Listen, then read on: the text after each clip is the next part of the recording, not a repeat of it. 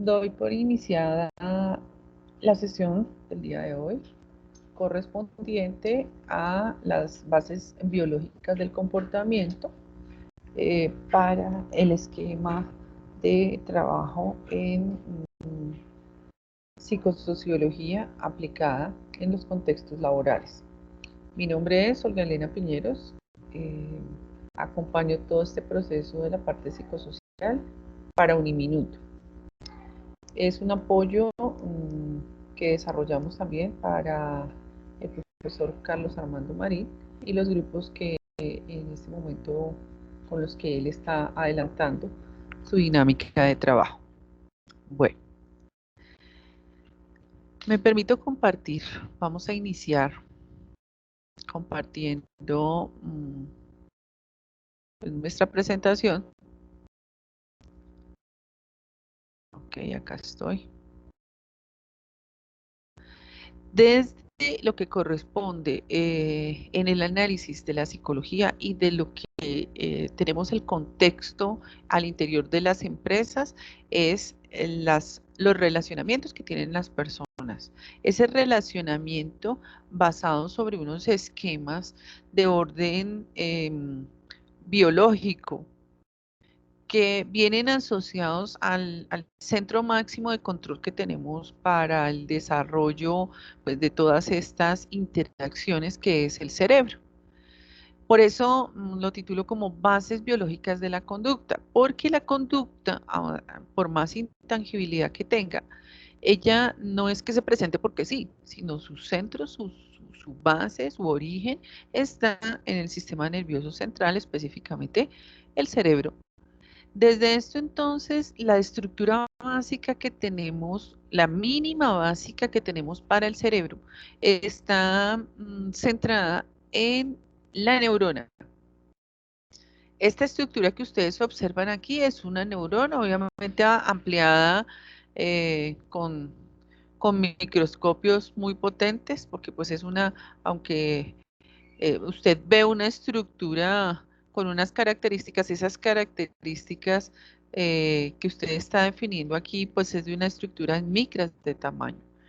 Ella tiene en su estructura una serie de elementos que es lo que le permite la comunicación y le permite que haya una interacción con otras iguales a ella para poder hacer la conductividad de todo lo que respecta a las sensaciones.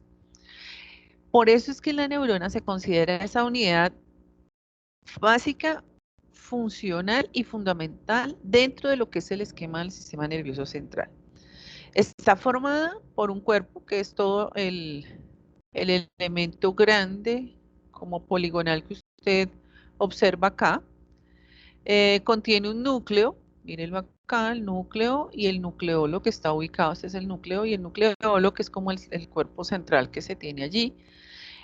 Toda, la mayor parte de ella, y por no decir que toda, rodeada de citoplasma. Hay unas estructuras cortas, ramificaciones cortas, mírenlas acá.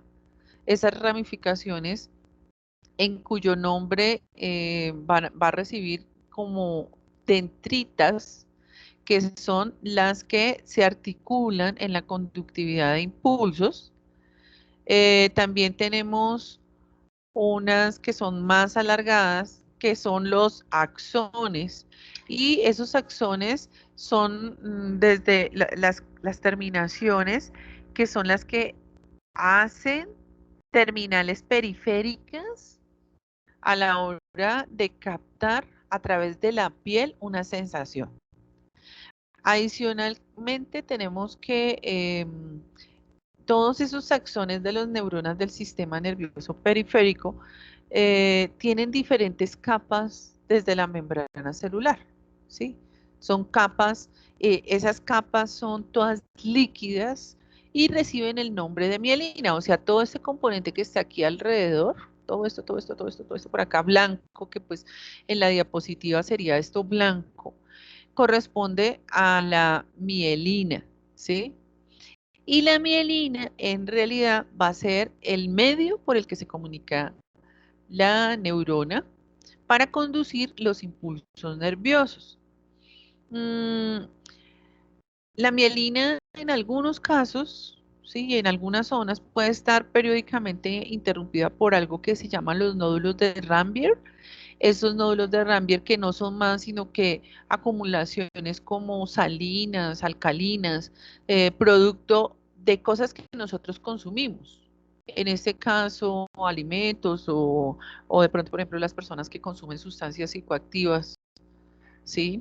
Eh, generan esos nódulos de los que estamos hablando que pueden llegar a interrumpir la comunicación, ojo, o a potencializar la comunicación entre una neurona y otra. Hay que tener en cuenta que las dendritas, estas capilares que ustedes ven acá, ellas, si estuviese otra neurona al lado de ella, ellas, a pesar de que, como ven, son unas ramificaciones muy delgadas, ellas no se conectan directamente, o sea, punta a punta no se conectan, sino ellas lo que hacen es estar cerca, a través de la mielina se comunican, mas nunca se tocan. Están sinaptadas, es el término de sinaptación. Y en ese juego químico que se desarrolla, es importante tener en cuenta que la mielina, que es todo el líquido que está rodeándolas, mire que aquí están sinaptadas, ¿sí ve que aquí no se unen? Ese líquido tiene a su vez unos componentes. Esos componentes, como les digo, obtenidos por lo que comemos, por lo que bebemos, incluso por toxinas o cosas que recibimos del medio ambiente. Manejan algo que se llaman los neurotransmisores, que al final son los elementos que hacen que el cerebro funcione y que nuestro cuerpo capte, decodifique haga una reacción frente a una situación, a algo que el entorno me desencadena como individuo interactuante en un medio. Dentro de esto, entonces, esos neurotransmisores están asociados, o más bien tienen una clasificación según su composición química. La composición química va a jugar también dentro como de la función que tiene dentro de nuestro organismo ese neurotransmisor. Entonces, pues por obvias razones, los neurotransmisores, podemos nosotros decirlo que de manera muy directa, son los encargados de regular la conducta. Al final somos un juego químico y en ese juego químico mmm, la regulación de conducta no es solamente por si lo quiero o no lo quiero. El solo hecho de el análisis del querer o no querer es un neurotransmisor el que me marca si quiero o no quiero, si está bien o está malo, si me parece bueno o me parece malo. Entonces, en eso los grupos generales que tenemos son los adrenérgicos, que son las catecolaminas y las indulaminas, los colinérgicos, bueno, ojo, los adrenérgicos son los que hacen que una persona reaccione frente a, o sea, lo activa, ¿sí? Por eso las catecolaminas y las indulaminas, ¿sí? Y tenemos los colinérgicos que son inhibidores. Ellos ya entran a hacer como eh, un freno frente a lo que nos ha activado los adrenérgicos. Y los aminoacidérgicos, que son sustancias como neutrales o adicionales, más que neutrales, serían como adicionales, que entran por efecto de toxina, en el caso de los peptidérgicos y de los radicales libres. Creo que para ustedes es mucho más familiar el término de radicales libres, que son contaminantes químicos no propios del organismo, que de todas maneras entran y se involucran o están relacionados con nuestros neurotransmisores, o sea, están dentro y hacen parte o afectan de manera directa nuestros neurotransmisores. ¿Qué pasa con todo este juego químico? Así como ustedes lo ven, mire, aquí hay unos engranajes y juega así. unas con otras se engranan. Miren que aquí muestra cómo, en el caso de los adrenérgicos, cómo tiene una acción y los colinérgicos tienen otra opuesta, ¿sí? O sea, que el uno es inhibidor del otro o el otro es activador del otro. Y este es como en un ciclo de interacción que igual afecta a los colinérgicos y a los adrenérgicos, el caso de los aminoacidérgicos, ¿sí?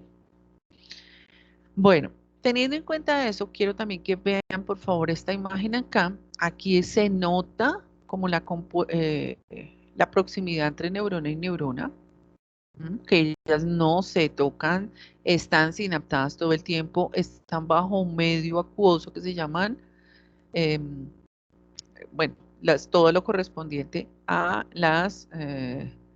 a lo que respecta de las mielinas o de la mielina general, ¿sí? Y tenemos los neurotransmisores que no son más, insisto, que sustancias que potencializan una conducción eléctrica o una interrupción de la misma. ¿Ok?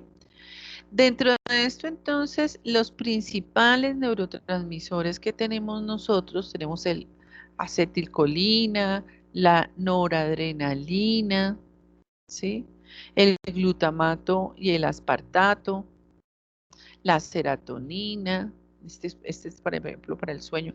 La acetilcolina está relacionada con toda la parte como de desarrollo de energía en la persona, como de decisión.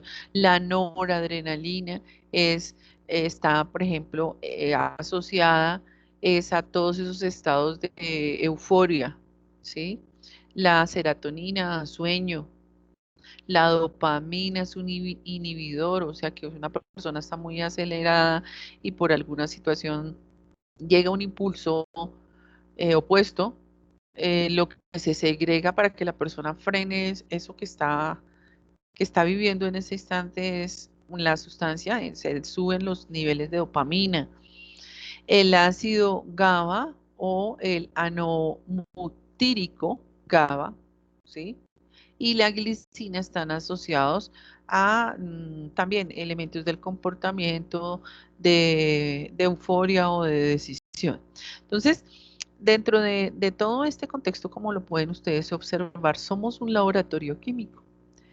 De ahí la importancia a que dentro de las organizaciones nosotros no dejemos o no comprendamos que la psicosociología o que el factor de riesgo psicosocial se comprende desde un programa que está metido en una serie de hojas donde cualquier persona puede hacerlo, donde nos saltamos y nos empoderamos de pronto de cosas que no tienen nada que ver con nuestro perfil profesional. Por eso fue que la ley le estableció de manera muy directa a que por lo menos el que debía responder era un psicólogo con licencia, ¿sí?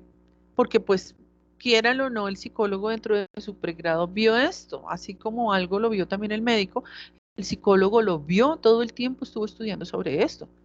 Bueno, los que son psicólogos clínicos, de pronto ahí puede que haya algún vacío dentro de la ley que debiera ser como muy preciso hacia el psicólogo clínico porque necesita conocer todo este juego químico del comportamiento. Entonces, como les digo, unos son activadores, otros son depresores y otros son comunicadores, que vendría a jugar lo que corresponde a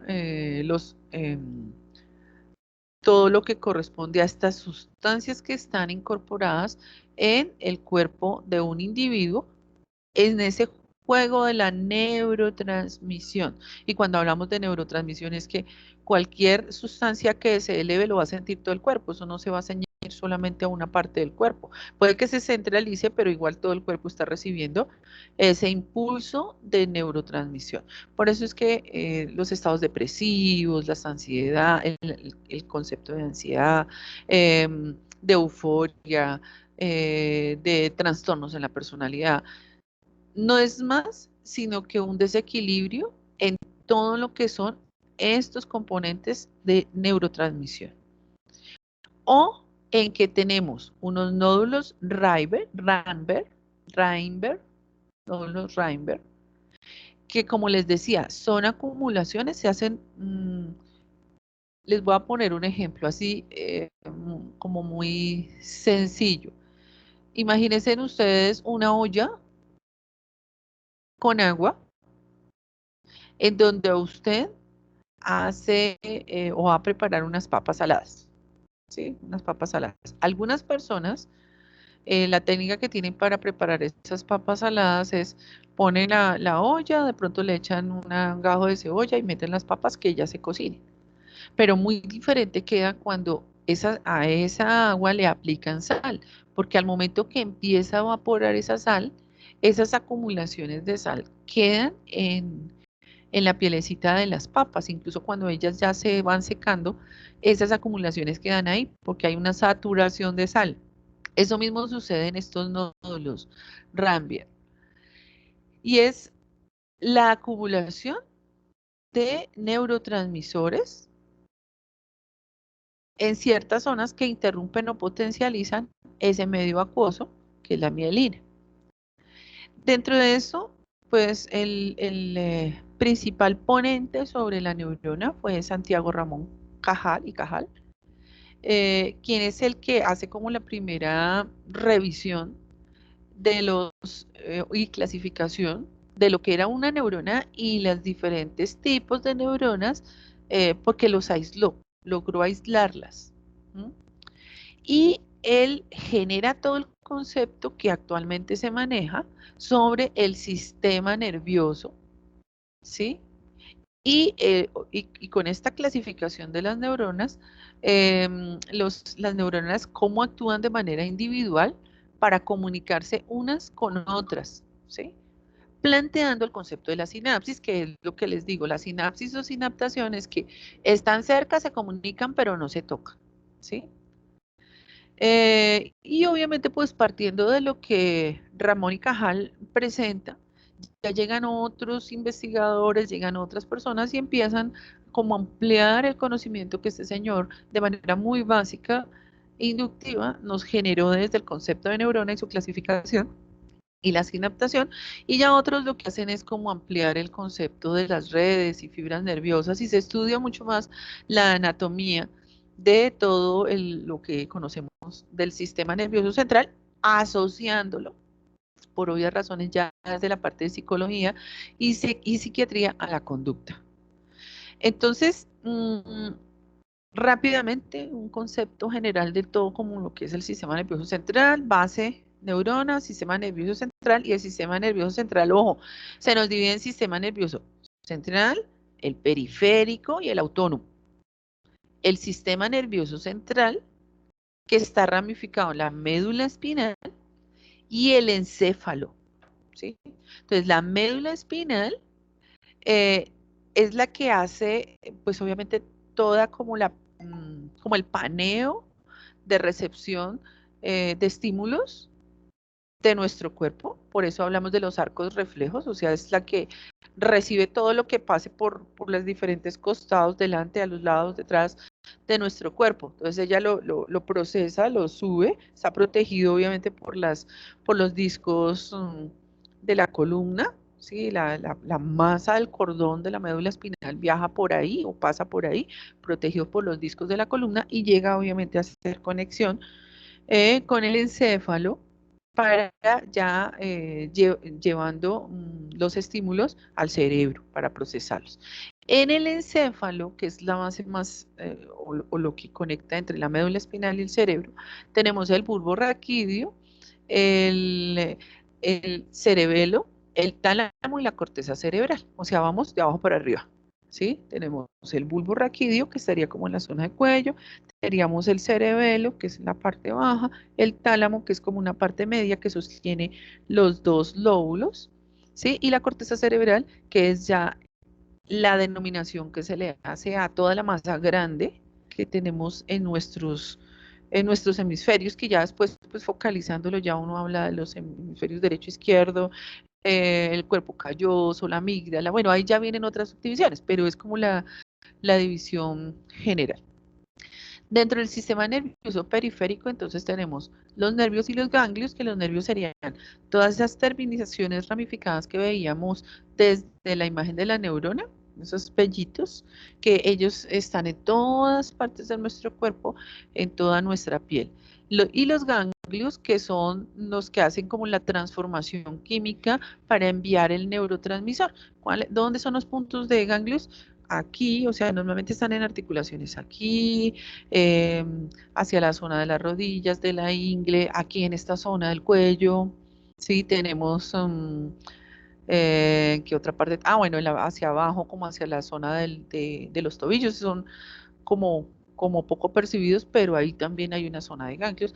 Eso se supone que ellos ahí como que capturan tanto los nutrientes que después se convierten en los neurotransmisores porque entran a los ganglios y hacen una redistribución, como también son como las garitas de vigilancia, podríamos darle como esa misma denominación, que son los que entran y hacen los impulsos de alerta en el caso de que encuentre algún elemento patógeno o alguna situación de riesgo y activa el ejército, sea de un colinérgico o de un adrenérgico, para que la persona reaccione. ¿Sí? Eso lo vamos a entender un poco más ya al final cuando haga la presentación de un video. Y el sistema nervioso autónomo, ese sistema nervioso autónomo que está dividido, que es como ya de la función del sistema nervioso central, que sería el simpático y el parasimpático, ¿sí? Entonces, ese sistema, uno es el que hace que la función vital continúe sin que la persona tenga que pensar en respirar, o cuántas veces respiro para que no me muera, o cuántas veces tengo que hacer que mi corazón lata. Mire que nosotros no pensamos en eso, sino que nuestro cuerpo funciona porque sí, o sea, realmente, así que quisiéramos decir, no, no quiero, me quiero morir, voy a tener mi corazón, realmente no es voluntad nuestra, o sea, nosotros no podemos a través de nuestro sistema nervioso central regularlo autónomamente, sino él solito se regula ya, ¿sí?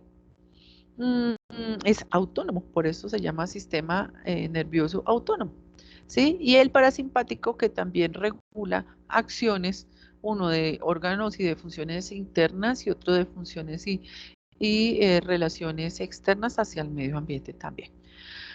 Bueno, esto era lo que yo les decía, mire, bulbo raquídeo, que es el que conecta con la médula espinal, el cerebelo, que es el primero que nosotros encontramos, el tálamo, que es el que sostiene toda la masa cerebral grande, la corteza cerebral, y pues el cerebro general, que son como pero esas son divisiones ya macro, porque ellas también tienen unas divisiones como más detalladas, entonces volvemos a ver acá, a ver mi cerebral, el hipocampo, mire acá, que es todo lo de conocimiento, pensamiento, actitud, miren, y miren la zona donde está.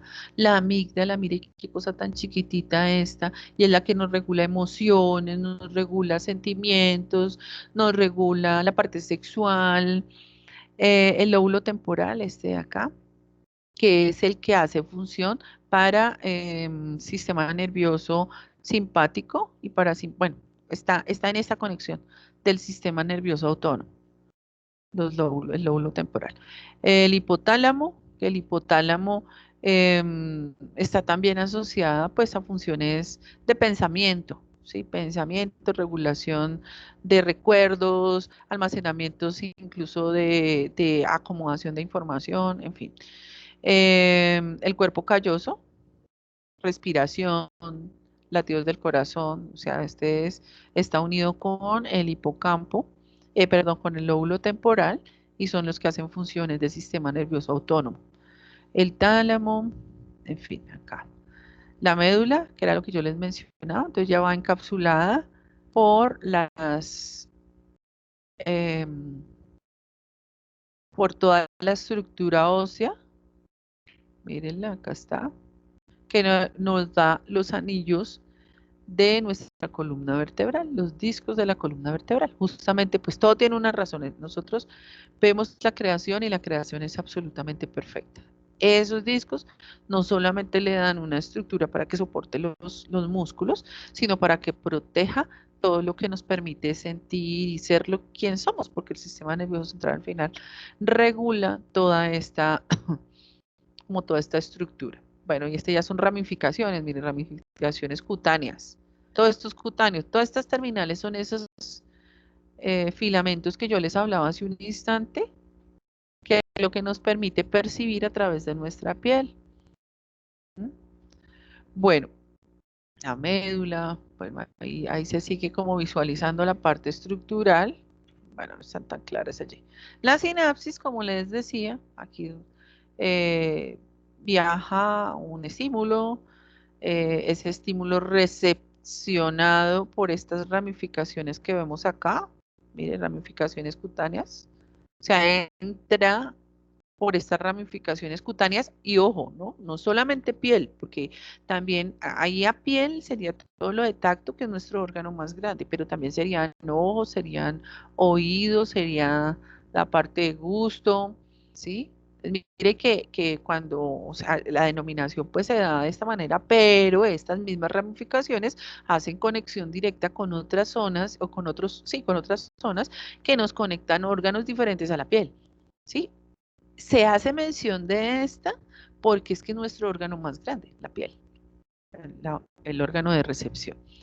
Entonces, la mielina, ay, perdón, la mielina y su sinaptación, siempre en la captación del estímulo nervioso que llega como un impulso eléctrico, viene y pues obviamente con los ganglios empieza a generarse como toda la comunicación de lo que estamos hablando y con ellos se hace la transformación para las vesículas de neurotransmisores, que son como unas capsulitas donde están empaquetados todos los neurotransmisores, entre comillas, que tendríamos en nuestro cuerpo. Y sobre esa activación que se hace del estímulo nervioso, entonces se le da la orden de salir esos ejércitos, unos en mayor cantidad de otros, de acuerdo al estímulo que se haya generado a través de cualquiera de esas ramificaciones o del sentido que haya dado la alerta como estímulo nervioso. Recuerden que esto es eléctrico, es conductividad eléctrica. Dentro del esquema del sistema endocrino, que porque pues obviamente se relaciona de manera directa, no podemos ser ajenos, o sea, ahí hay un juego químico, otro gran generador de sustancias de alta complejidad y que influyen sobre nuestro cuerpo, es nuestro sistema endocrino, porque está todo el sistema hormonal. Entonces, el sistema endocrino controla, coordina y regula las funciones vitales. ¿Mediante qué? Mediante lo que conocemos nosotros como hormonas.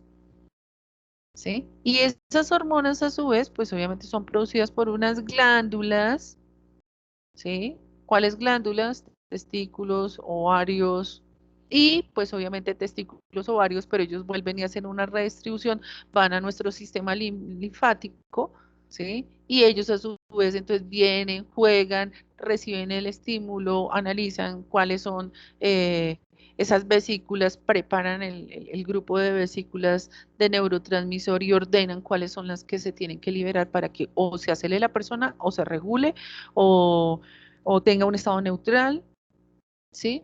Entonces, este equilibrio hormonal, pues lo tenemos, la base como de orden está en el eje del hipotálamo, la hipófisis, que son sistemas directos relacionados al sistema endocrino, perdón, órganos directos relacionados al sistema endocrino. Tenemos la tiroides y la paratiroides, que está en la parte superior. Hipotálamo estaría en esta zona, la tiroides y la paratiroides.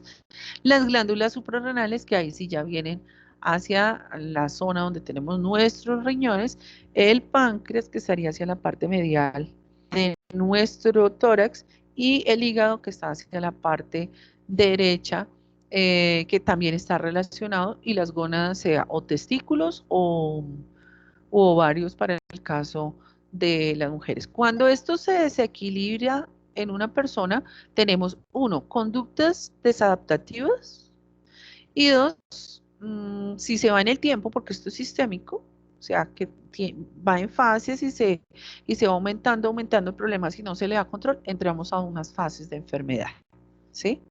Miren lo que les mencionaba, esto fue lo mismo que les estaba yo mostrando aquí, pues en mi cuerpo, tanto en hombres como en las mujeres. Y creo que pues ahí ya es cuando nosotros de manera muy rápida estamos en una organización. Miren todo ese juego químico y ese laboratorio que nosotros tenemos.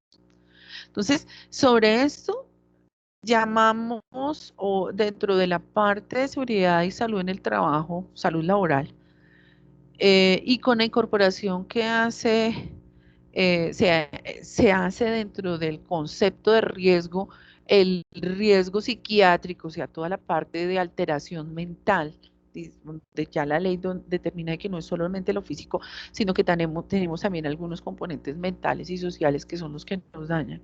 Entonces, lo de moda se puso, y tienen toda la razón, el síndrome general de adaptación, que es la definición que se le hace al estrés, al tan nombrado estrés. ¿Por qué? Porque es que la persona, como ustedes vieron en ese juego químico, si tiene una vida sana, si come bien, si tiene un buen descanso, al momento que se activan esas vesículas de neurotransmisor, van a liberar lo que el cuerpo necesita para poder darle la adaptación.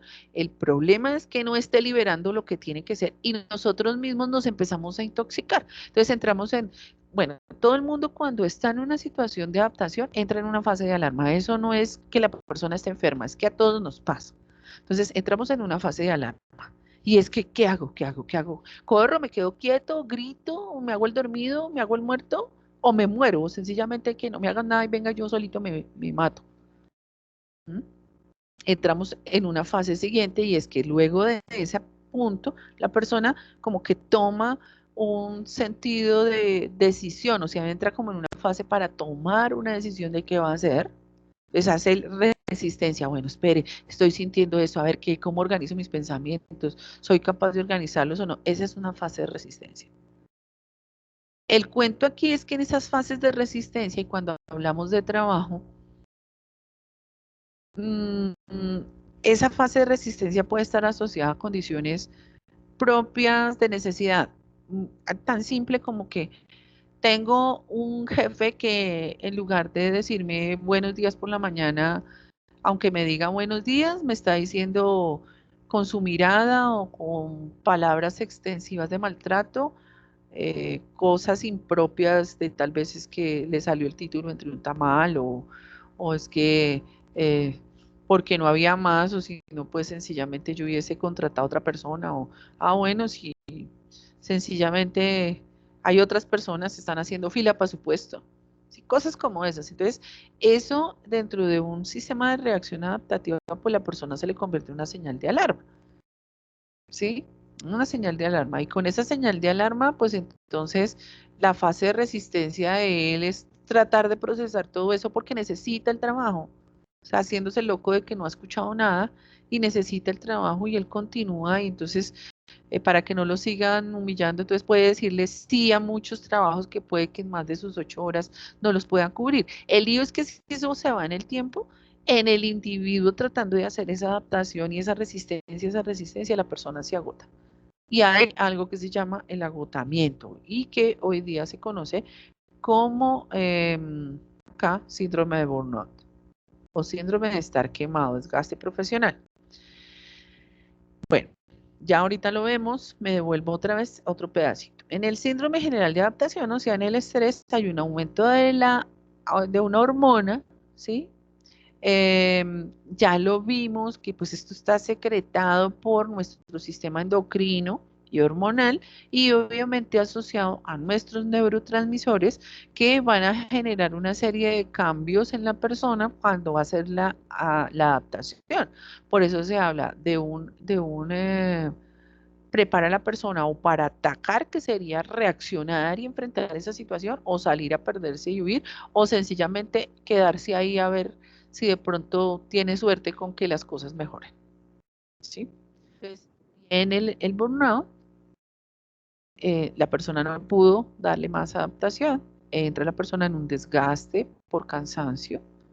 Normalmente los trabajadores por ejemplo, las poblaciones muy afectadas, en general van a ser todas, pero muy especial las personas que están en servicios, que están en la enseñanza, en la parte de administración pública, los servidores uniformados que tenemos, personas de servicios sociales, porque aquí también hay un componente emocional. Entonces, ese componente emocional son mis emociones, las emociones de otros, y cómo eso entra y choca conmigo, lo recibo a través de un estímulo y se me vuelve desadaptativo y no lo puedo controlar y mis hormonas y todo empieza a funcionar, los neurotransmisores, y entonces muero porque sencillamente no tomé o sea, me intoxiqué con mis propias hormonas y con todo, con todas estas sustancias que ya les expliqué. De esas características del agotamiento emocional, entonces tenemos todo lo que percibe la persona o que experimenta, es disminución y pérdida de energía, fatiga, dolores de todo tipo, ¿sí? La despersonalización, que son actitudes negativas hacia la tarea, o sea que ya hay que jartera tener que sentarme a trabajar, que jartera tener que sentarme a hacer esto, que justo cuando usted no tiene nada que hacer, por ejemplo, se despierta temprano, pero el día que usted tiene algo que hacer, y ojalá que es algo harto para usted, porque ya viene en una situación donde está iniciando un síndrome de burnout, entonces ese día sí le dio sueño, ese día fue el peor día de su vida. Esa sensación de inestabilidad, de conductas despectivas hacia los receptores tanto del servicio como de las personas que lo mandan a usted. Y pues por ende una baja productividad que siempre va a ir en desventaja, en deterioro del trabajo que uno realiza de manera negativa, ¿sí? O accidentes de trabajo, ojo, o lo peor, que la persona decida quitarse la vida. De la sintomatología, entonces tenemos síntomas psicosomáticos, en este caso fatiga crónica, ¿no? Muy cansada, no sabe cómo manejar ese cansancio, dolor de cabeza, dolor muscular, la persona empieza a perder el sueño, entonces insomnio, o pérdida de peso o aumento de peso porque intentan cubrir esa ansiedad con comida, úlceras, desórdenes gástricos, colon irritable, bueno, ahí viene ya un rosario de muchas cosas. De los síntomas emocionales, entonces se vuelve una persona irritable, hay ansiedad generalizada, o sea, cualquier cosa le está generando un alboroto y sobre todo focalizada al trabajo. Cualquier cosa que le digan del trabajo lo hacen explotar. Depresión, elementos de distanciamiento afectivo, que quiere decir que no quiere que ningún compañero de trabajo se le acerque. Nadie se le acerque. No le hace su trabajo y le pide más bien a Dios de que no haya haber ningún reactivo porque sabe que no lo puede controlar. Impaciencia, desorientación. De las medidas de intervención, pues ahí sí ya vienen desde el orden individual y el desarrollo de conductas que eliminen esas fuentes de estrés, capacitación, talleres que ayuden dentro de todo el proceso y sobre todo la identificación de los factores de riesgo, pero de manera responsable, que ya en su momento pues el profe Marín les dará el esquema, cuál es la manera responsable de hacer una intervención desde la evaluación de los factores de riesgo psicosocial, porque es que ahí es clave. Eso sí dejo abierto ese punto para que yo sé que el profe Marín les hace un énfasis bien importante allí. Desde la parte, seguimos desde esa parte individual, pues cuando se nos acaba el horario, es sencillamente no se conecte con nada más de su jornada laboral. Si haga la desconexión, practique técnicas de relajación y pues obviamente el poder establecernos unos objetivos reales y factibles para poder conseguir como esas metas. Del nivel de intervención grupal, entonces al interior de la empresa, desde los desarrollos de programas de cultura organizacional, fomentar las relaciones interpersonales, pero ojo, eso sale de la evaluación también de los factores de riesgo psicosocial. Mire lo importante de tener esa evaluación por un profesional responsable. Entonces, fomentar las relaciones interpersonales del grupo, fortalecer esos vínculos sociales del grupo de trabajo y facilitar toda la formación e información que se tiene al interior de la empresa sin ocultamiento, sino que todos tengan la posibilidad de recibir la misma información sin desventaja de cargos, de edades, de antigüedad, en fin. sino en igualdad de condiciones. Desde la organización, pues el programa de prevención de riesgos laborales, todo, todo lo que se puede llegar a mejorar en estos esquemas de comunicación vertical, ascendente y descendente, la verificación de que los diseños de los puestos de trabajo sean adecuados.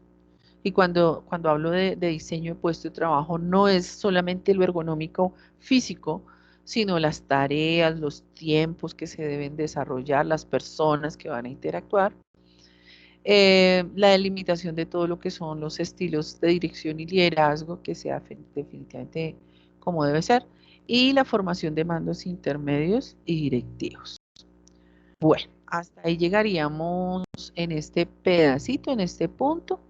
Em, Creo que pues lo único que nos haría falta sería el video que lo voy a poner a rodar en este momento para que ustedes ya con esto quedan con el paquete del manejo del estrés y pues de las condiciones de enfermedad o de psicopatologías derivadas por efectos estresantes y sobre todo la importancia que puede llegar a tener o que tiene, no puede, que tiene, y por eso fue que la ley lo estableció como riesgo obligatorio de identificación para todas las empresas, que es el manejo de los factores de riesgo psicosocial. Bueno, voy a rodar.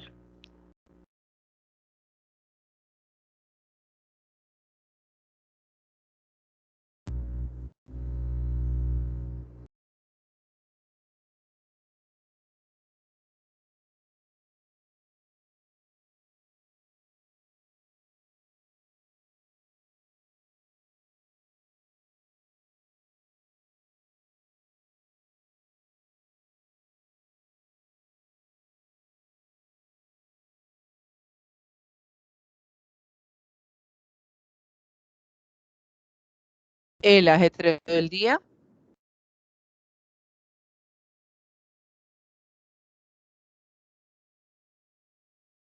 el entorno, desplazamientos, exigencias sociales,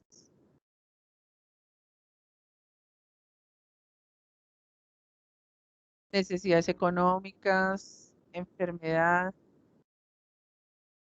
otras cosas de sustancias que nos pueden alterar,